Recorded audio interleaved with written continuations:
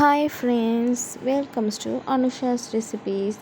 இன்றைக்கி நம்ம சேனலில் அருமையான சிக்கன் தொக்கு ரெசிபி எப்படி செய்யுதுன்னு பார்க்கலாம் வாங்க. அதுக்கு ஃபர்ஸ்ட் ஒரு கடாயில் 1 ஸ்பூன் அளவுக்கு மிளகு, 1/2 ஸ்பூன் அளவுக்கு சீரகம் சேர்த்து நல்லா வறுத்து எடுத்துக்கோங்க. இதுதான் சிக்கன் தொக்குக்கு நல்ல ஒரு டேஸ்ட்டும் அரோமாவும் கொடுக்க போகுது. ஒரு இடிக்கல்லில் சேர்த்து நல்லா இடித்து வச்சுக்கலாம். இன்னொரு பேனில் ஆயில் ஊற்றிட்டு சோம்பு போட்டுக்கோங்க.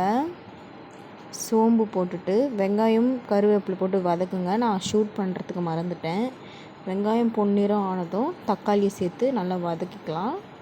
தக்காளி வதங்கினதும் இப்போது தேவையான அளவுக்கு இஞ்சி பூண்டும் சேர்த்து நல்லா வதக்கிக்கிறேன். இப்போ பாருங்கள், நல்லா குழைவாக வதங்கிடுச்சு. இப்போது நான் 1/2 kg சிக்கன் நல்லா மஞ்சத்தூள் போட்டு கழுவி வச்சுருக்கிறேன். நல்லா அதை போட்டு வதக்கிக்கோங்க. இப்போ பாருங்கள், லைட்டாக கொஞ்சமாக குக் ஆகிருக்கு. இப்போது இதில் உப்பு, வீட்டில் அரைச்ச மிளகாத்தூள் 1/4 ஸ்பூன் போட்டுக்கலாம், குழம்பு மிளகாத்தூள்.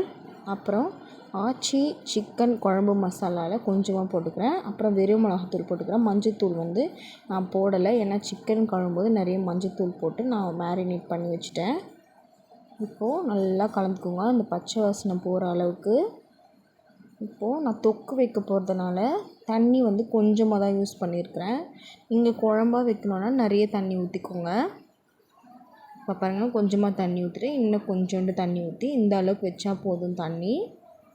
இப்போது பாருங்கள், நல்லா கொதித்து வந்துடுச்சு. கடைசி நம்ம அரைச்சி வச்சுருக்கிற அந்த பவுடர் இருக்கு இல்லையா, மிளகு சீரக பவுடர், அதை போட்டு நல்லா கிளறி விட்டுக்கோங்க.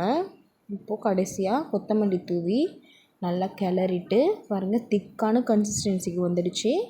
இப்போ நல்லா தொக்கு மாதிரி வந்துடுச்சு பாருங்கள். தேங்க்ஸ் ஃபார் வாட்சிங்.